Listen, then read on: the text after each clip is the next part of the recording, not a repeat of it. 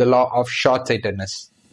நீங்களும் சரி நானும் சரி டே டு டே லைஃப்ல நம்ம எல்லாருமே ஏதோ ஒரு பாயிண்ட்ல ஏதோ ஒரு செகண்ட்ல டிசிஷன்ஸ் எடுத்துட்டே தான் இருப்போம். அது வந்துட்டு சில டைம் நல்ல டிசிஷன்ஸா இருக்கும், சில டைம் அது பேட் டெசிஷன்ஸா இருக்கும். பட் நமக்கே தெரியாம நம்மளோட பிரெயின் என்கோட் ஆன ஒரு விஷயத்த பேஸ் பண்ணி தான் நம்ம டே டு டேல டெசிஷன்ஸ் எடுப்போம். இதுல நம்ம வந்துட்டு லா ஆஃப் இர்ராஷனாலிட்டின்னு ஃபர்ஸ்ட் லா பார்த்துருப்போம் இந்த law of human நேச்சர்ல.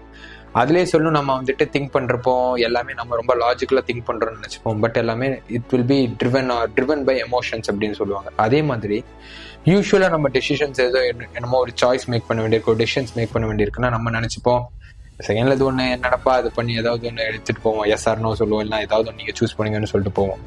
But long டேர்மா யோசிக்காம ஷார்ட்டா இந்த செகண்ட்ல ஒரு திங்க் பண்றதுக்கு கொஞ்சம் ப்ரொக்ராஸ்டினேட் பண்ணி ஏதோ ஒன்று பண்ணிப்போம் பார்த்துக்கலாம்னு சொல்லி எடுக்கக்கூடிய டிசிஷன்ஸ் மேபி லாங் டேர்ம்ல நமக்கு நிறைய கான்சிக்வன்சஸை கொண்டு வரும், நிறைய ஆப்பை கொண்டு வரும்.